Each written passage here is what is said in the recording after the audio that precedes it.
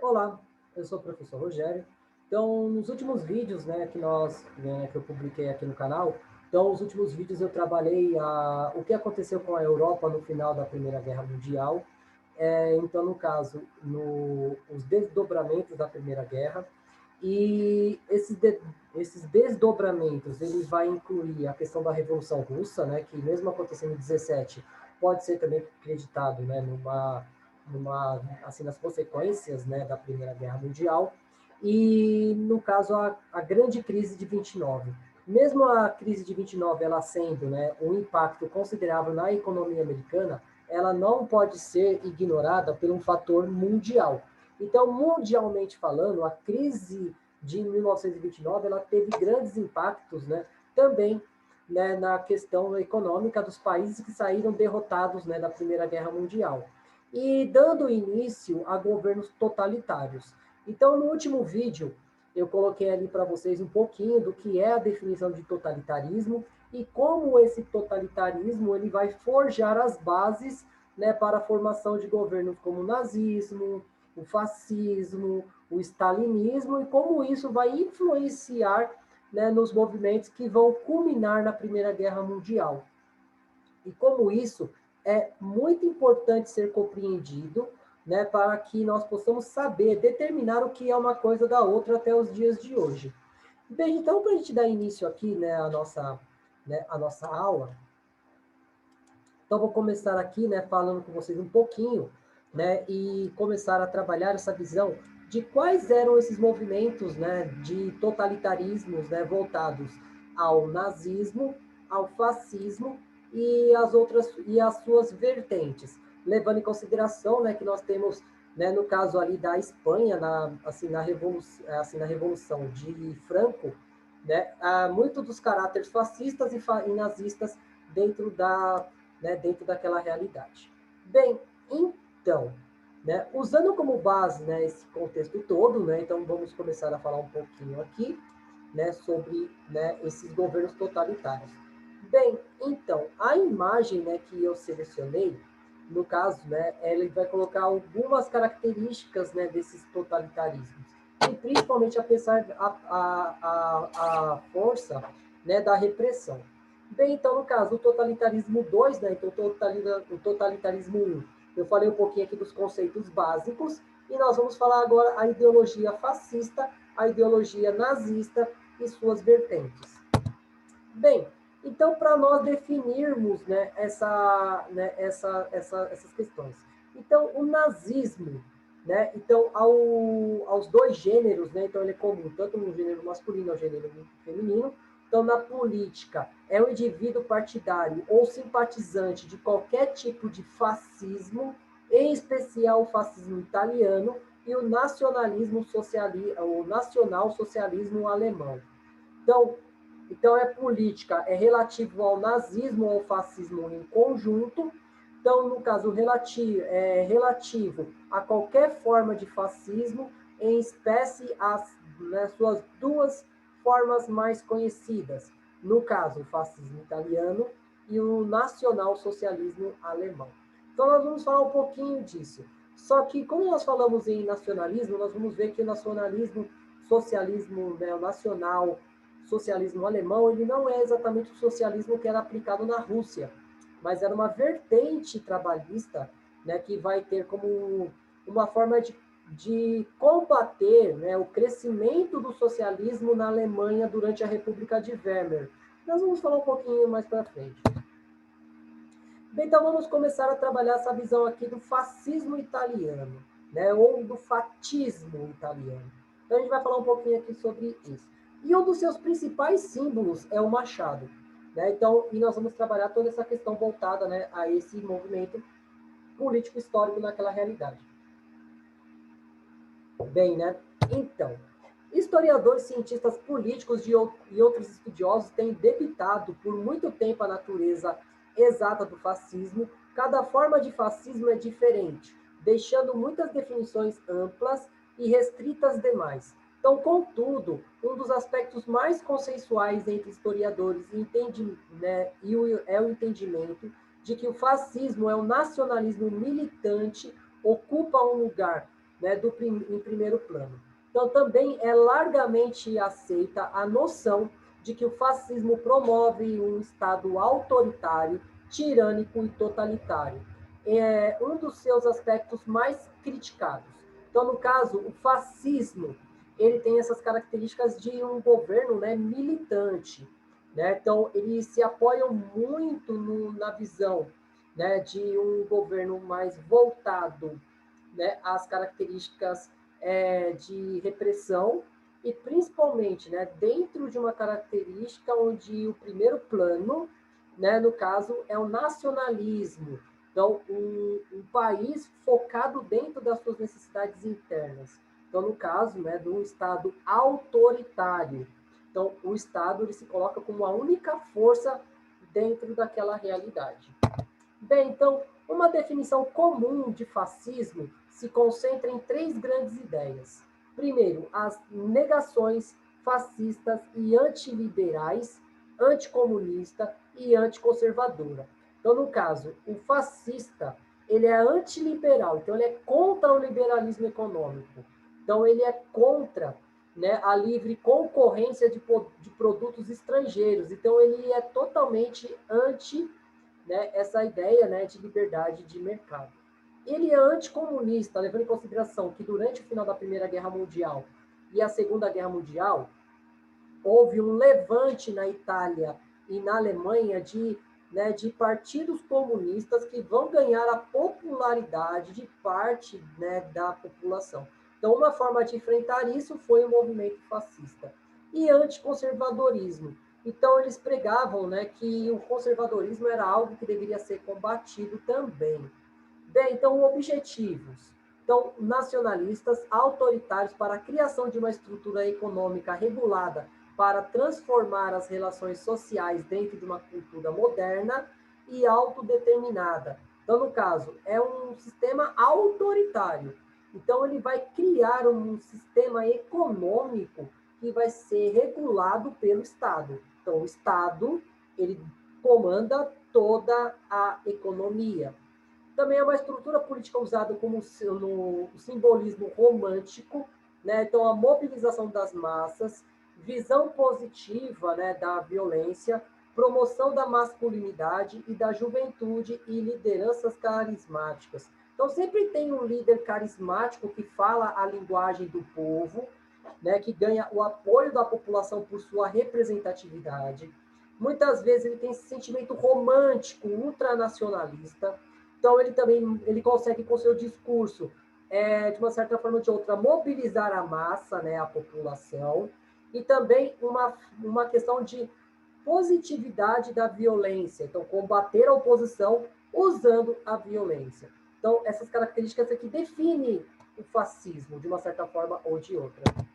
Bem, então, para o Roger Greenf, ele descreve o fascismo como um gênero da ideologia política cujo núcleo mítico, em suas várias, né, permutações, né, é uma forma de peleguismo, ultranacionalismo populista. Então, no caso, né, a questão do combate aos sindicatos também é um ponto importante, né, dentro dessa realidade.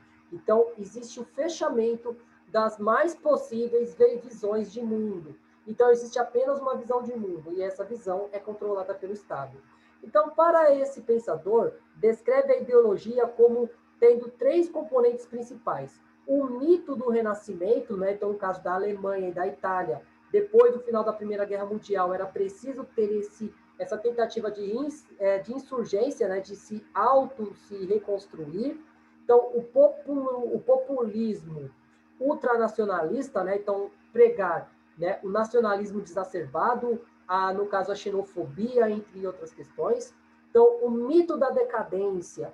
Então, no caso, a decadência, no caso, com o ultranacionalismo, então tudo que vem de fora é decadente, que deve ser combatido.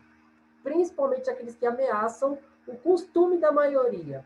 Então, o fascismo é uma forma verdadeiramente revolucionária, antiliberal, multiclasse e, a última análise, nacionalista anticonservadora, construído, né, sobre uma complexa gama de influências teóricas e culturais. Então, no caso, o fascismo, no caso, é uma tentativa de que não haja mudanças consideráveis dentro daquele país. E principalmente pregando que uma classe mais assim, controlada pelo Estado é ele que vai prevalecer.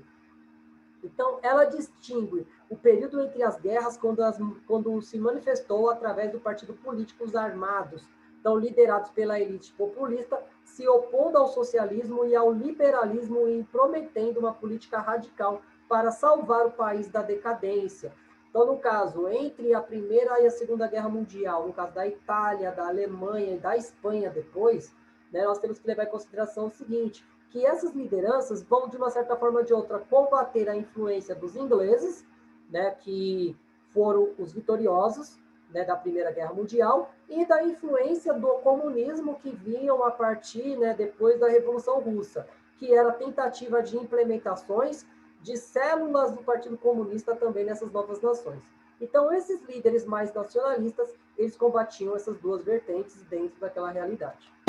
Bem, então, para Robert Paxton, veio o fascismo como uma forma de comportamento político marcado pela preocupação obsessiva com o declínio da comunidade, a humilhação ou vitimização e pelo culto compensatória da unidade, energia e pureza. Então, na qual o partido das massas de militantes nacionalistas comprometidos trabalhando no caso de inquieta, mas colaborativamente efetiva com a elite tradicional, abandona as liberdades democráticas e persegue violentamente a oposição, sem restrição ética ou legais de limpeza interna e expansão externa. Então, no caso, é um cenário onde eles acreditam que existe a necessidade de se barrar, né, as questões vindo de fora do país, né, principalmente voltado à xenofobia, no caso, onde o capital estrangeiro, entre outras ideologias que vêm de fora, é totalmente ruim para o país. Então, nesse caso, né, eles vão impor, né, uma forma de, né, tentar, né, barrar essas novas possibilidades. E principalmente culpando alguém, promovendo uma limpeza étnica em vários momentos, que pode ser de judeus, de negros e das minorias mais diversas, né, dentro da sua comunidade. Bem, então, para Humberto Eco, o fascismo se baseia no culto da tradição, a rejeição ao modernismo, o culto à ação pela ação e a preparação, né, e a comparação forçada, né, entre, né, dissidência e tradição, medo da diferença, o apelo à frustração social, a obsessão pelo golpismo e na alta expectativa, né, quanto à força do adversário, na consideração, né, do pacifismo em envolvimento com o inimigo, ao desprezo pelos fracos, a educação pelo heroísmo, o patriarcalismo bélico e o populismo seletivo, o uso, né, do novilíngua. Então, no caso, nós temos que levar em consideração tudo isso também. Então, no caso, para o Eco, né, então eles prezam pelo golpe. Né? Então, no caso, o golpe de uma sociedade, né, mais conservadora. Então, no caso, eles começam a perseguir aqueles que eles consideram ser, né, os traidores do modelo e principalmente pelas minorias. Então, o fascismo ele tem essas características. O inimigo, né, ele prevalece por muito tempo. Então, sempre tem um inimigo imaginário, mesmo que isso fosse colocar um Estado num estado de permanente guerra. Isso é um problema muito sério também ali naquele momento. E o populismo seletivo, né? Então, o governante como o líder, o herói, aquele que vai salvar a pátria. Esse é um problema muito sério também aí do fascismo. Bem, então a gente vai falar um pouquinho aqui do Partido Fascista Italiano, né? Que é, como eu coloquei ali no início, né? Então eles têm como uma marca esse machado, né? O machado, né? Que remonta desde o período lá, né? Do Império Romano, que nós vamos falar um pouquinho. Bem, então o fascismo ele é comumente descrito, né, como extrema direita, embora alguns autores tenham encontrado dificuldade em colocar o fascismo em um aspecto político, né, de esquerda ou direita convencional. Então o fascismo foi influenciado pela esquerda e pela direita, conservadores e anticonservadores, nacionais e supremacistas, racionais e antirracionais.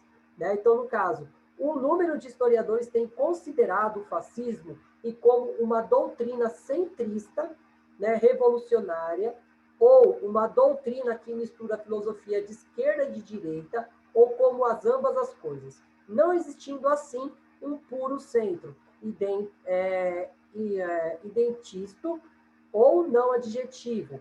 Então, nem uma pura posição de extremos. Então, no caso, o fascismo em si, ele usa uma certa forma de jogar com os interesses. Então, no caso, aonde a corrente política está ganhando mais apoio é aonde eles vão se guiando, né? Então, tem vários historiadores que não conseguem definir exatamente se ela é de direita ou se ela é de esquerda. A única coisa que nós temos certeza é que o fascismo ele tem uma doutrina filosófica apoiado, né, principalmente na xenofobia, assim, no ultranacionalismo, entre outras questões, né, que vai fazer com que ela chegue ao poder.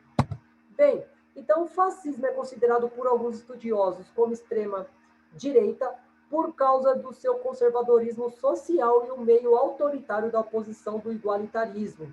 Então, para alguns outros pensadores, ele coloca o fascismo, incluindo o nazismo, que ele diz ser uma variante radical do fascismo, ao lado direito, explicando que quanto mais as pessoas consideram a igualdade absoluta entre todos os povos para ser uma condição desprezível, mas a esquerda vai estar no aspecto ideológico, né? Quanto mais uma pessoa é considerada a desigualdade como inevitável, ao mesmo desejável, e mais para a direita será.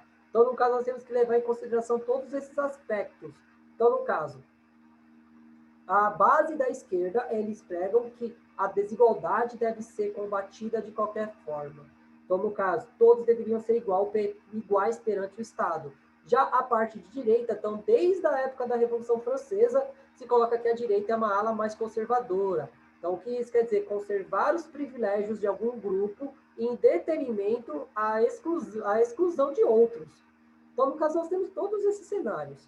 Então, o fascismo italiano, ele gravitou, né, entre a direita no início de 1920, um elemento importante do fascismo que tem sido considerado como claramente a extrema-direita, é o seu objetivo de promover o direito das pessoas alegadamente superiores terem dominação enquanto removendo os elementos ditos inferiores da sociedade. Então, desde o século XIX, existe uma política determinista onde se coloca que um grupo ele é considerado superior e ele tem o direito de impor os seus interesses frente àqueles que eles consideram sendo inferiores dentro daquela sociedade. Não importa o método aplicado, né? Então era importante impor a sua vontade ali. Isso é um ponto importante de nós estarmos frisando, principalmente levando em consideração nos dias de hoje. Quando um grupo considerado maioria, ele subjuga um número, né, daqueles grupos que são chamados de minoria, é uma atitude fascista. Isso é um ponto importante de nós estarmos frisando aqui também. Bem, então, o Benito Mussolini, em 1919, ele descreveu o fascismo como um movimento que atingiria contra o atraso da direita e a destrutividade da esquerda. Mais tarde, o fascismo italiano descreveram o fascismo como uma ideologia de extrema-direita em seu programa político, a doutrina do fascismo, afirmando: somos livres para acreditar que é o século da autoridade, o século, né, tendendo para a direita, o século do fascismo. Então, no entanto, Mussolini esclareceu que a posição do fascismo no aspecto político não era um problema sério para os fascistas e declarou que, né, então, dentro dessa realidade, o Mussolini ele vai colocar da seguinte forma. Então, o fascismo, né, sentado à direita, também poderia ter sentado na montanha do centro. Então, essas palavras, de qualquer caso, não têm um significado fixo e imutável. Ele tem um assunto variável em localização no tempo e no espírito. Nós não damos a mínima para essa terminologia vazias e desprezamos, né, desprezamos né, aqueles que são assim aterrorizados por essas palavras. Então, no caso, para o Mussolini, ele não importava qual prisma da política ele estava inserido. O que ele queria era a imposição, né, desse modelo, né, organizado de um líder carismático e principalmente liderando uma massa a partir do seu discurso extremamente nacionalista, xenófilo, né, extremamente voltado, né, aos interesses, né, dessa maioria frente à minoria dentro desse país. Bem, então, a posição de direita política no movimento fascista italiano no início de 1920 levou à criação da facção interna. Então, a esquerda fascista inclui, no caso, Michele, né, Bianchi, o Giuseppe Batti e o Ângelo Oliveira Olivetti, e o Sérgio Panuzio e o Edmondo Rosseni, né, que estavam comprometidos com o avanço dos sindicatos nacionais como substituto para o liberalismo parlamentar, a fim de modernizar a economia e avançar os interesses dos trabalhadores e do povo. Então, no caso, dentro desse movimento, então existia uma esquerda dentro da Itália que buscava os direitos trabalhistas, entre outras coisas. Nesse sentido, a direita, ela inclui, né, membros parlamentaristas, né, no caso, as esquadristas, então, os ex-membros da Associação Nacionalista Italiana. Então, os esquadristas, eles queriam estabelecer o fascismo como uma ditadura completa, enquanto os ex-membros no caso da Associação Nacionalista Italiana, ela incluía o Alfredo Rocco, procuravam um Estado cooperativo, comparativo, autoritário para substituir o Estado liberal na Itália, mantendo as elites existentes. No entanto, após acomodar a direita política, surgiu um grupo fascista monarquista que procuraram usar o fascismo para criar uma monarquia absolutista sobre o rei Vítor Emanuel III da Itália.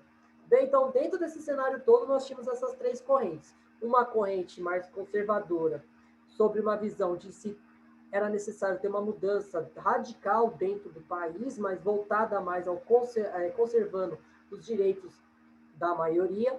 Nós tínhamos também, né, essa questão de uma luta proletariada dentro da Itália, e nós tínhamos também monarquistas, que buscavam a restauração da monarquia. Isso vai gerar vários conflitos dentro dessa realidade. E isso vai ter um problema muito sério um pouco mais para frente. Então, depois de Vítor Emanuel III forçou Mussolini a renunciar como chefe de governo, colocou na prisão, né, em 1943, Mussolini foi resgatado por forças alemãs e então passou a depender da Alemanha para, né, ter apoio. Então, Mussolini e os demais fascistas leais fundaram a República Social Italiana, com Mussolini como chefe de Estado. Então, Mussolini ele procurou radicalizar o fascismo italiano, declarando que o Estado fascista havia sido derrubado, né, porque o fascismo italiano tinha sido subvertido pelos conservadores e pela burguesia italiana. Em seguida, um novo governo fascista propôs a criação do Conselho dos Trabalhadores e a participação dos lucros nas indústrias. No entanto, a autoridade alemã, que efetivamente controlava o território da República Social no norte da Itália, neste ponto ignorou essas medidas e não procurou aplicá-las. Então, uma forma que Mussolini tentou, né, fazer, né, com que esse modelo fosse aplicado, ele tentou, né, trazer os direitos trabalhistas, mas numa outra contrapartida, ele vai extinguir a existência dos sindicatos e as organizações trabalhistas também, que é um ponto bem essencial de nós entendermos isso. E a partir, né, da criação do radicalismo dentro da política italiana, que é um ponto essencial também de nós estarmos pensando sobre esse momento. Então, uma série de movimentos fascistas descreveram-se como uma terceira posição fora do aspecto político tradicional. Então, o líder falangista espanhol, José Antônio Primo Rivera, disse: basicamente, a direita significa a manutenção de uma estrutura econômica, ainda que uma injustiça, enquanto a esquerda tenta subverter as estruturas econômicas, embora a subversão das mais implicaria na destruição de muitas coisas que vale a pena. Então, no caso, né, para eles, né, para no caso de outras vertentes de fascismo, mesmo que não houvesse mudanças estruturais na sociedade, a manutenção da economia e da ordem social era uma certa forma de prevalecer os interesses de um grupo. E esses grupos era a elite, né, não dando vozes aos, né, àqueles que eram, né, oprimidos por esse sistema. Bem, então, na análise política contemporânea, pode-se concretizar que o fascismo, por uma especificidade perturbadora, por um outro lado, torna-se, né, trata-se de uma doutrina claramente antimarxista, antidemocrática, que o regime italiano gerou perseguição da classe operária. Por outro lado, professou o antiliberalismo com uma retórica revolucionária, anticapitalista e antiburguesa. Então, o Emelino Gentili define o fascismo como um sincretismo ideológico. Então, é uma mistura dos dois lados, uma mistura tanto da direita, tanto da esquerda, que cria um movimento, né, mais, né, voltado, né, a esse governo totalmente autoritário, né, dentro desse regime. E nós vamos dar início aqui ao estudo do nazismo. Então, quando é que surge o nazismo dentro desse cenário todo? Levando em consideração que a Alemanha ela foi derrotada na Primeira Guerra Mundial. Então, no caso, a Alemanha ela também vai sofrer muito, né, com os problemas gerados, né, com a crise de 29. E isso vai dar pleno apoio, né, no caso, aos grupos, né, que vão surgir ali na Alemanha durante a queda da República de Weimar. Então, a gente vai falar um pouquinho sobre isso.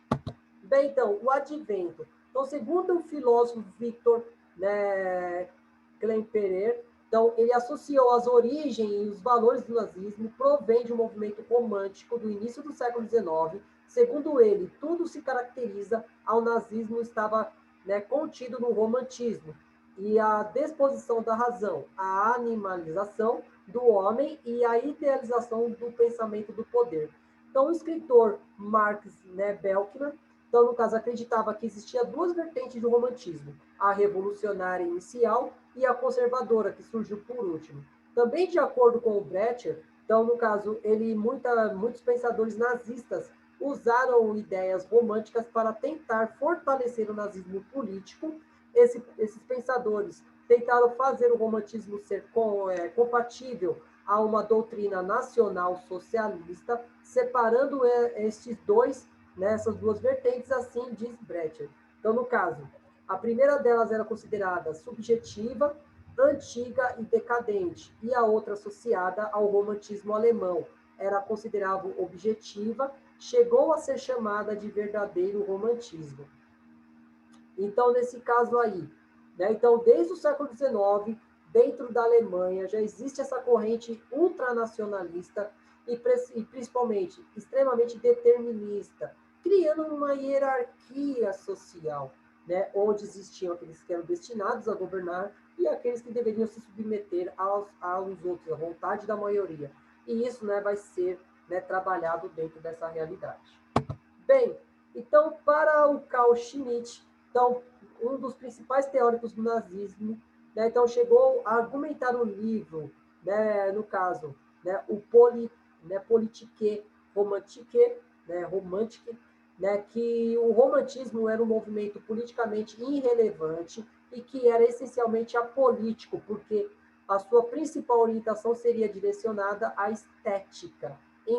Entretanto, Schmitt ele também considerava o romantismo como algo, né, que atrapalharia o seu objetivo de criar uma hegemonia filosófica nacional socialista. E também chegou a dizer, né, que declarar que um movimento politizado seja apolítico é a melhor estratégia para fazer com que este seja considerado politicamente irrelevante.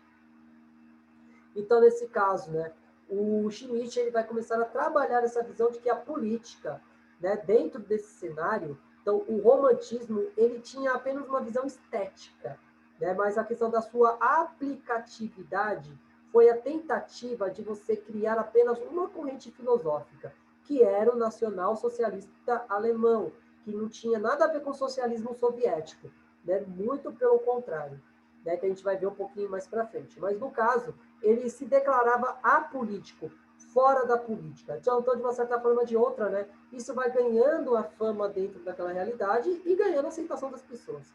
Principalmente a partir da criação de um aspecto de superioridade de um grupo sobre outro. Então, isso também é um ponto essencial de nós estarmos, né, pensando sobre isso. Então, os efeitos da Grande Guerra. Então, na palavra de Karl Dietrich Becher, então, no caso, o nazismo, como Hitler, foi o produto da Primeira Guerra Mundial, porém recebeu a sua forma e sua força daqueles problemas básicos, né, da história alemã moderna, que caracterizaram a difícil caminhada dos movimentos democráticos. Então, no caso, o nazismo em si, ele é produto da Primeira Guerra Mundial, porque a Alemanha, quando ela é derrotada, ela vai ter vários problemas sociais dentro das suas fileiras, principalmente causada pelas crises resultantes da Primeira Guerra.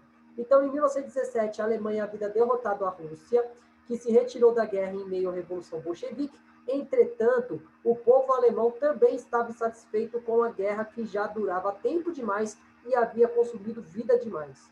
Então, em 1918, né, tem início na Alemanha uma série de rebeliões populares de trabalhadores e soldados que, inspirados pela Revolução Russa de 17, pretendiam derrubar o governo e acabar com a guerra. A Revolução de 17 e a 23. Então, o movimento mais tarde era justamente, né, os socialistas, organizados pelos grupos chamados da Liga Espartaquistas, né, então liderados pela Rosa Luxemburgo, que havia convivido com Lenin quando este morou na Alemanha. Então, no caso, no período entre a Primeira e a Segunda Guerra Mundial, principalmente no período onde Lenin, né, ele conviveu com a Rosa de Luxemburgo, então os ideais socialistas que eram implantados na União Soviética, eles tinham uma grande aceitação por um grupo de pensadores na Alemanha, principalmente liderado pela Rosa de Luxemburgo. Né? Então, isso vai fazer com que essas ideologias comecem a ser aplicadas. Mas a gente vai ver que as coisas vão mudar com o passar do tempo, e isso vai fazer com que o Hitler chegue ao poder também. Bem, então, quase simultaneamente, estourava rebeliões camponesas famintas no sul da Alemanha e na região da Baviera. Então, os comunistas quase tomaram o poder em janeiro de 19. Entretanto, durante todo o período de 1917 a 1919, a ameaça de insurreição era constante e a elite temia que a Revolução Popular pudesse acontecer a qualquer momento. Então, apesar de uma guerra no fronte ocidental, está tecnicamente empatada, e a entrada dos Estados Unidos em favor da Inglaterra e da França resultou pela derrota da Alemanha. A elite alemã toma uma decisão desesperada, aceita um acordo de paz desfavorável para não correr o risco de ver uma revolução comunista na Alemanha. Então, no caso, a possibilidade de uma revolução comunista na Alemanha ainda durante a guerra era muito grande, em espelho o que estava acontecendo na União Soviética. Mas, né, então a elite, percebendo isso, ela tomou uma decisão mais visando a sua autopreservação. Então, ela aceitou a derrota da Alemanha, mesmo que o acordo pós-guerra era um acordo muito desfavorável a ela. Mesmo assim, ela vai fazer com que, né, esses acordos fossem assinados. Né? E isso vai fazer com que a Alemanha não sofresse, né, uma revolução socialista nos modelos, né, da União Soviética. Então, na década de 1920, os nazistas se levantaram como um novo bastião contra o socialismo e se utilizaram do discurso anticomunista para conseguir, né, doações dos banqueiros industriais alemães para as suas campanhas eleitorais. Então, o Partido Nazista tinha, assim, dois grandes desafios políticos e ideológicos. Então, explicar a derrota de um povo teoricamente superior e, ao mesmo tempo, conseguir encontrar um culpado que, assim, que não fossem os banqueiros alemães que agora financiavam as campanhas eleitorais do Partido Nazista. Então, o Hitler ele construiu a solução, né, sobre a obra da Minha Luta, que refinou posteriormente em outros escritos do Partido Nazista. Então, o Hitler, ele criou uma obra na prisão, porque ele foi preso durante essas revoltas, e isso vai fazer com que ele escreva essa obra, e essa obra, de uma certa forma ou de outra, ela vai enaltecer a superioridade dos alemães frente aos outros povos, e principalmente colocando a culpa da derrota da Alemanha na Primeira Guerra Mundial em grupos como os judeus. Então, a solução foi simples. Então, no caso, foi colocar a culpa numa conspiração judaica, maçônica, comunista internacional. Então, ele criou uma maléfica e terrível conspiração de judeus, né, contra os judeus de diferentes países. Então, os banqueiros judeus na Inglaterra, na França, associados aos judeus comunistas na Rússia, que se uniram para derrotar a Alemanha. Então, Hitler conseguiu, com uma só teoria, explicar a derrota na Primeira Guerra e também criar um inimigo comum, no caso, os judeus. Então, uma conspiração judaica mundial contra a Alemanha, que é uma das principais características do totalitarismo. Um inimigo eterno, sempre combatendo um inimigo interno. Então, interno e externo, no caso, materializado pela imagem do judeu. Bem, então, a maior parte dos judeus que tinham condições econômicas suficientes para deixar a Alemanha quando Hitler tomou o poder em 1933 e 34, logo são iniciadas as primeiras perseguições, generalizando, né, os judeus, mas a maior parte deles se sentiam mais alemães do que judeus e que acreditavam que podia convencer o restante da Alemanha disso. Então, no caso, mesmo com todo esse fervor contra os judeus, ainda alguns eles se consideravam mais alemães do que judeus. Então, eram aqueles que não praticavam a religião de uma certa forma, ou que, como eles já estavam dentro da Alemanha há muitos séculos, então eles acreditavam que o povo alemão iriam aceitá-los de uma certa forma ou de outra. Então, e a perseguição começou pouco, né, aos poucos, em 1933 e 34, com a caça aos judeus comunistas, acusados de provocar incêndios, né, no caso em Reichstag. Então, isso permitiu a Hitler eliminar o principal partido opositor, que é o Partido Comunista Alemão, prender e mandar matar líderes sindicais e impor a sua ditadura. Na sequência, a depuração da sociedade alemã, como os nazistas denominavam esse processo de limpeza étnica. Continuou com a prisão dos judeus nos campos de concentração e trabalho forçado.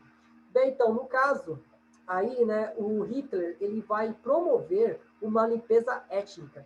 Né? Então, ele vai mandar todos os judeus que eram, né, acusados de serem comunistas, né, para campos de concentração e de trabalho forçado. Então, de uma certa forma ou de outra, né, também usando os recursos desses judeus para a promoção do partido nazista e a consolidação do Estado alemão. Bem, então, somando-se aos judeus residentes na Alemanha, o que residiam nos países que foram ocupados pelo nazismo durante a Segunda Guerra Mundial, como a Polônia, a Tchecoslováquia, a Áustria, também foram, né, levados para o campo de concentração. Ciganos, homossexuais, né? Então, no caso, em um número incontável de presos políticos, comunistas, anarquistas, sindicalistas, em geral, foram mortos entre 5 a 6 milhões de pessoas apenas no campo de concentração. Então, além do campo de concentração, nós tínhamos os guetos, né? Então, os guetos eram locais dentro das cidades onde era a comunidade judaica, ela era mantida até serem enviadas, né, para os campos de concentração. E isso vai fazer com que, né, o extermínio dessas pessoas fosse sistemático, uma indústria de matar pessoas, literalmente. Né? Esse é o ponto essencial de nós entendermos como o nazismo ele chegou ao poder, com um inimigo imaginário, um inimigo, né, criado pelo Hitler, né, onde a maioria, no caso, a maior parte da população era cristã, né, alemã, vai se opor a esse inimigo, no caso que eram os judeus. Então, isso é um ponto essencial de nós estarmos pensando. E nesse balaio de gato foram todas as outras minorias. No caso, homossexuais, né, no caso também, né, de algumas denominações de evangélicos também foram para os campos de concentrações, né, tanto é que tem um livro, o Triângulo Roxo, né, que retrata sobre, né, a presença de adventistas, né, nos campos de concentração. E isso vai ser, né, um ponto, né, também muito importante para nós entendermos como é que o nazismo ele vai convencer as pessoas de uma superioridade de um grupo sobre outro. E como isso impacta até os dias de hoje, né? Lembrando que o nazismo ele ainda permanece ativo no mundo, por incrível que pareça, né? Então aqui nós temos o portão de Auschwitz, né, que foi um dos principais campos de concentração do mundo, né, dentro dessa realidade, e como esses campos de concentração foram máquinas de matar pessoas, né, foram máquinas de triturar pessoas, né, sobre o trabalho forçado e também pelo extermínio sistemático, né, daquela população. E a Guerra Civil Espanhola. Veja então o seguinte, o que vai acontecer dentro desse cenário? Comunistas e fascistas, né, começam a ganhar espaço na política mundial e os seus ideais começam a ser levados a outros países. E a Guerra Civil Espanhola foi uma espécie de laboratório, né, para ver qual dos dois modelos seriam superiores dentro daquela realidade. Então, no caso, nazismo, né, fascismo e socialistas lutavam pelo poder político, né, ali na Espanha. Então, antecedentes, né, da Guerra Civil, nós temos que entender o seguinte. Então, no caso, né, no caso do governo provisório ou temporário dos Bourbons, o absolutista, né, por Napoleão. Então, Napoleão ele vai, né, colocar o seu sobrinho como, né, o rei da Espanha durante o período napoleônico. Então, em março de 1808, a Guerra de Independência contra a ocupação francesa, a abertura da Corte de Cádiz em 1810 e a proclamação da Constituição Liberal em 1812 assinaram o desaparecimento do antigo regime espanhol, que durante o reino de Carlos III chegou a ser considerado como um exemplo de despotismo esclarecido. Então, durante todo o século XIX e no início do século XX.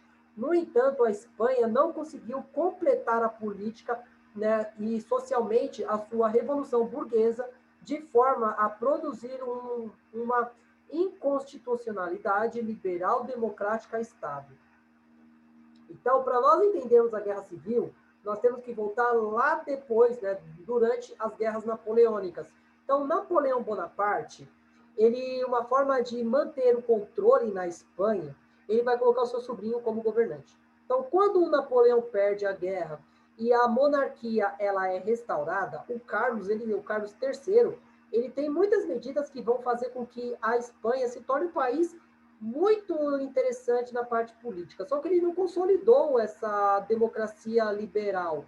Mas isso vai promover revoltas dentro do final da Primeira Guerra Mundial, que vai levar ao surgimento dos movimentos, né, de extremos dentro dessa realidade, tanto de extrema direita, tanto de extrema esquerda. Bem, então, o século XIX, a Espanha foi um período especialmente conflituoso, então, com as lutas entre liberais e absolutistas. Entre os membros rivais da coroa de Bourbon, então, os isabelianos e os carlistas. Mais tarde, entre monarquistas e republicanos, sobre o pano de fundo da perda das colônias da América e Filipinas. Bem, gente, uma das coisas também importantes aí. Então, quando Napoleão ele colocou seu sobrinho como rei da Espanha, as colônias não reconheciam mais aquele governante como governo legítimo. E isso vai começar a pipocar as independências da América Latina, no caso, né? Nós temos o exemplo, né, ali do caso das Américas, da parte do Rio da Plata, o vice-reinado da Venezuela, e por aí vai indo. Então, começa a explodir os movimentos de independência na América, e isso vai gerar mais conflito entre essas lideranças, aqueles monarquistas e os republicanos. Então, a economia espanhola teve um crescimento rápido desde o final do século XIX até o início do século XX.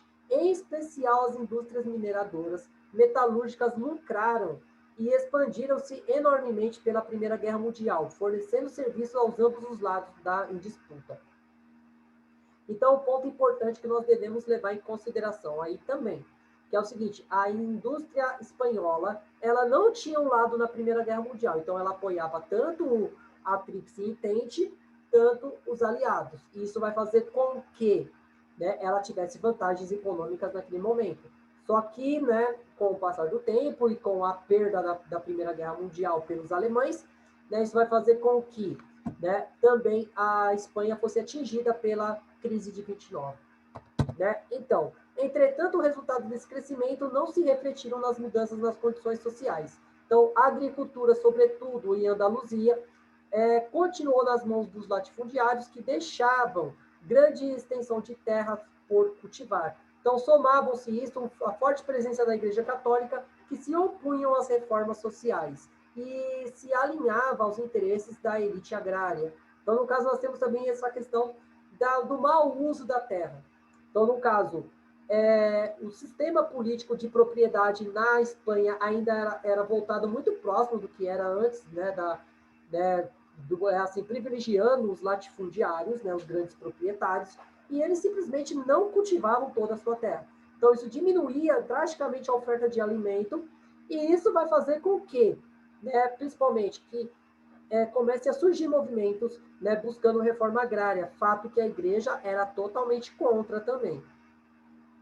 E, finalmente, a monarquia espanhola, ela apoiava-se no poder militar para manter o regime. Então, o fim da monarquia e o advento da república, em 1931, em nada mudou a configuração da política básica, com o agravamento de que a igreja e o exército mantiveram-se, né, monárquicos, e a tentativa de golpe tornaram-se constantes. Então, no caso, em 31, houve a proclamação da república, mas não houve mudanças, né, no apoio político, né, nas estruturas políticas que mantinham o regime em pé.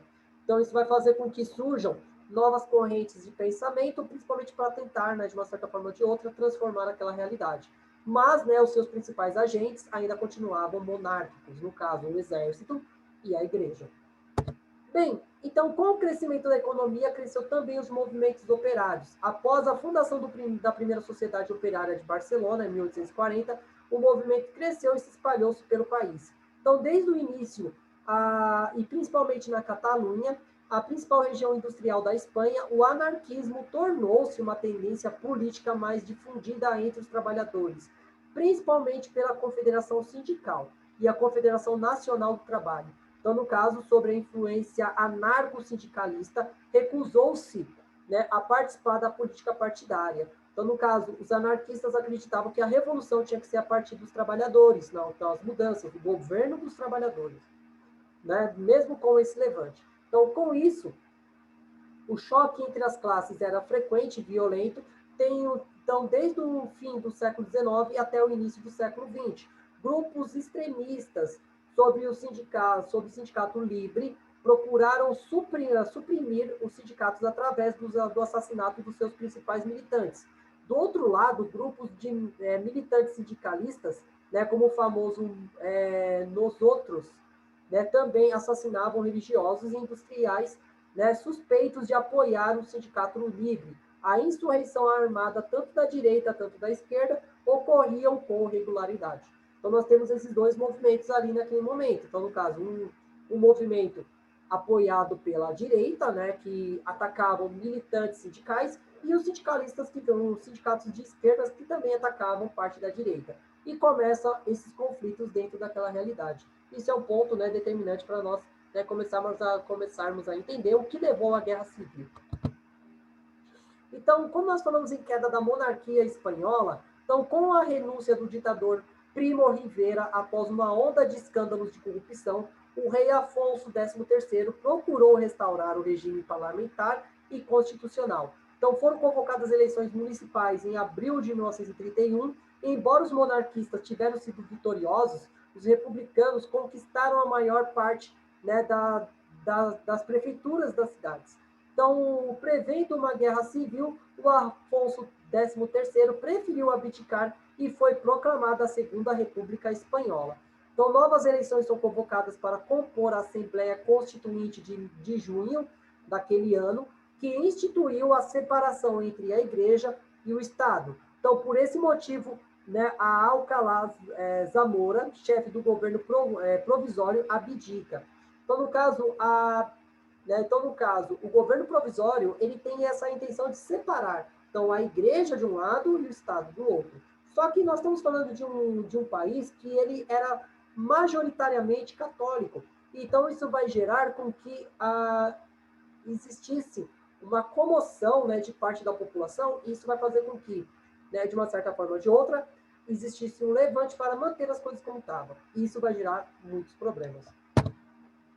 Bem, então, as eleições aconteceram em dezembro de 1931, nas quais a esquerda saiu vitoriosa. Então, Alcalá Zamora foi eleito presidente da República e encarregou Manuel Azaña, né, de organizar o governo. Então, o governo republicano não conseguiu avançar na resolução das questões das autonomias regionais, nem encaminhamento das questões agrárias e trabalhistas. Na questão religiosa, o governo de Azaña cedeu, né, moderadamente ao espírito anticlerical que predominava no parlamento. Através da dissolução da Companhia de Jesus na Espanha, ficando preservadas as demais ordens religiosas, que, no entanto, foram proibidas de dedicar-se ao ensino.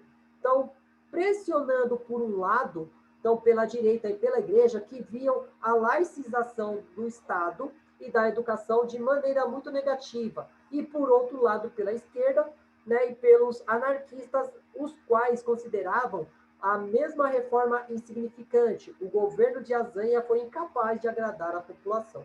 Então, no caso, nós temos todo esse problema aí dentro dessa realidade. Então, uma forma que eles, né, vão separar o Estado da igreja foi acabar com a Companhia de Jesus, então os jesuítas, que existiam desde o período da colonização. Então, eles mantiveram as ordens religiosas, mas essas ordens religiosas elas não poderiam, né, agir no processo de educação da população. Então, isso também vai gerar alguns conflitos da direita. E a esquerda, como não houve transformações significativas na desigualdade social dos proletariados, então isso vai fazer com que a esquerda também se rebelasse contra.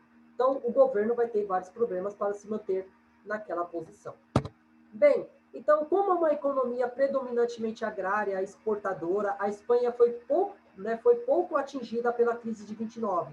O desemprego era pequeno e o salário médio, né, por dia dos trabalhadores havia aumentado significativamente. Então, nos primeiros anos da Segunda República. Então, esse aquecimento econômico aguçou a tensão social já existente e, com elas, a aguda divisão política e ideológica na sociedade espanhola, que já vinha do século anterior. Então, em maio de 1931, os anarquistas incendiaram a igreja dos jesuítas na Calle de la Flor, né, no centro de Madrid. E em agosto de 1932, o general monarquista, né, o Sanjurjo, então, tentou executar um golpe, mas fracassou.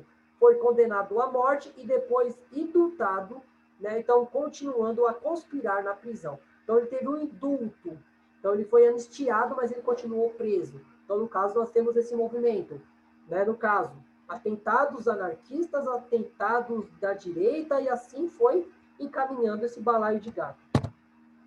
Então, em 1933, a recusa dos anarquistas em dar apoio ao partido de esquerda e a sua propaganda de greve de voto permitiram a vitória eleitoral da direita, representada pela Confederação Espanhola de Direita Autônoma, né, sobre a visão do José Maria Gil Robles. Né, no caso, seguiu-se a insurreição da esquerda, que foi mal sucedida em toda a Espanha, menos na Astúria, onde os operários controlavam Gijón, né, durante 13 dias. Então, esse evento ficou conhecido como a Comuna da Astúria. Então, com os militares, né, com milhares de militares feitos prisioneiros, os anarquistas decidiram apoiar a esquerda nas eleições de 36, esperavam-se que o novo governo lhe concedesse anistia. A esquerda venceu no dia 16 de fevereiro, com 4.645.116 votos, né, contra 4.503.524 votos.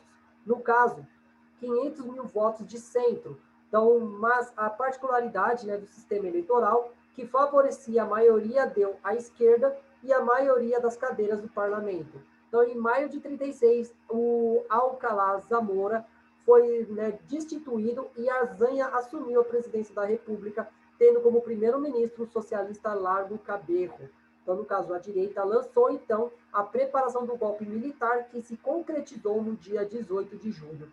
Então, no caso, né, a direita ela vai ter o apoio da Alemanha dentro desse momento para, né, retirar o governo de esquerda e impor o direito de direita. Então, o golpe civil e a ascensão de Franco.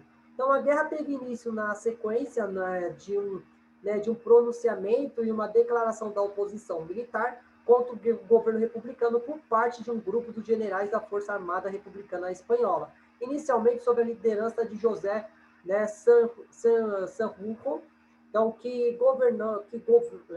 o governo na época era constituído por uma coligação moderadora e liberal de republicanos, apoiada nas cortes dos partidos comunistas e socialistas, sob a liderança do presidente do centro-esquerda, Manuel Azaña. Então, o grupo nacionalista era apoiado por uma série de grupos conservadores, incluindo a Confederação Espanhola da Direita Autônoma, né? No caso também a monarquia incluía ambos os lados opostos, né? No caso, né, os afoncistas e os conservadores religiosos carlistas, no caso, vão também apoiar o golpe, né? Um partido voltado ao fascismo italiano. Então, o Sanjurjo, ele morreu de acidente de avião quando tentava regressar do exílio em Portugal, e Franco sucedeu-lhe como líder dos nacionalistas. Então, Franco, ele chega ao poder, né, com a morte do seu, né, do seu compartidário, e isso vai fazer com que ele chegue ao poder. E assim instaurando a ditadura, né, de Franco.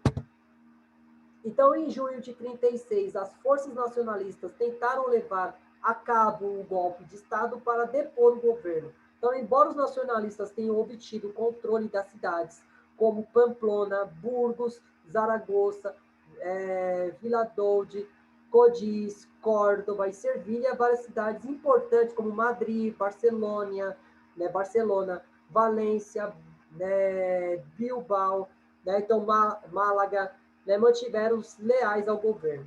Então, a Espanha encontrava-se, então, dividida, politicamente e militarmente, com os nacionalistas e os republicanos, e a lutar entre si pelo controle do país. E as forças nacionalistas receberam a munição e soldados da Alemanha nazista e da Itália fascista, enquanto as forças republicanas leais ao governo receberam o apoio da União Soviética e do governo populista do México. Então, no caso, vários países como o Reino Unido, a França e os Estados Unidos continuaram a reconhecer a legitimidade do governo republicano, mas seguiram uma política oficial de não intervenção no conflito. Apesar disso, dezenas de milhares de cidadãos desses países tornaram parte, no conflito. Então, eles lutaram, na maior parte, nas brigadas internacionais pró-republicanos, que também incluíam os exilados do regime nacionalista. Então, todo o cenário, de conflito. Qual foi o maior problema aí? A não intervenção dos países, que ganharam a Primeira Guerra Mundial, no caso, a França, o Reino Unido e os Estados Unidos. Então, os nacionalistas avançaram a partir de Bastião, no sul e no oeste, capturando a maior parte da costa norte da Espanha ao longo de 1937. Também cercaram Madrid e a região sul-oeste durante a maior parte da guerra. Depois da grande parte da Catalunha ter sido capturada entre 1938 e 1939, e com a cidade de Barcelona e Madrid isoladas, a posição militar republicana tornou-se desesperadora. Madrid e Barcelona foram ocupadas sem resistência, Franco declarou a vitória ao seu regime e foi reconhecido pelo Reino Unido e pela França, e milhares de espanhóis da esquerda fugiram para o campo de refugiados no sul da França. Então, aqueles associados aos republicanos derrotados foram perseguidos pelos nacionalistas, vitoriosos com o estabelecimento de uma ditadura liderada pelo general Franco. Nos rescaldos da guerra, todos os partidos de direita foram fundidos na estrutura do regime de Franco. Bem, então, a guerra tornou-se notável pelo fervor e a popularização política, que inspirou pelas diversas atrocidades ocorridas em ambos os lados. Então, purgar a organização, purgas, a filtração organizadas ocorreram nos territórios capturados pela força de Franco, com o objetivo de consolidar o futuro regime. Um número significativo de assassinatos também ocorreram na área controlada pelos republicanos, sendo massacres, de Paracuelos, um dos mais tristemente célebres, até o ponto da autoridade republicana participar do assassinato do território republicano com o objetivo de debate. Então, no caso, esse cenário vai se tornando cada vez pior. Então, devido ao clima da política internacional na época, a guerra teve muitas facetas e diferentes pontos de vista vieram com lutas de classe. Então, uma guerra religiosa, uma luta entre ditadura e democracia republicana, entre revolucionários e contra-revolucionários, entre fascistas e comunistas. Então, os nacionalistas venceram a guerra em 1939 e governaram a Espanha até a morte de Franco em 1975. Bem, então, uma das personalidades mais influentes, da guerra foi o pintor Pablo Picasso, e uma forma de manifestar a sua repúdia pelo conflito, ele pintou essa tela, que é chamada de Guernica, que ela retrata os horrores causados pelo ataque aéreo à cidade de Guarnica. Então, mostrando ao mundo os horrores que estavam acontecendo na Espanha. Mesmo assim, Franco governou até a sua morte. Bem, o que nós vamos ver no próximo vídeo? No caso, o stalinismo, uma outra visão de totalitarismo dentro desses governos totalitários. Bem, gente, então eu acredito que tenha sido isso. Né? Então o vídeo ficou bem longo, mas assim, eu tentei o máximo de informação possível, né? Esclarecer todos os pontos de vista. Então, acredito que tenha sido isso. Se você gostou do vídeo aqui, deixa o like aqui, né, para incentivar o meu trabalho. Então, continuando os estudos, né, essas aulas que estarão disponíveis tanto para a minha escola particular, tanto para os meus alunos da escola pública. Então, venho aqui agradecer a todos e até mais, né, gente? Vamos continuar nossos estudos e muito obrigado.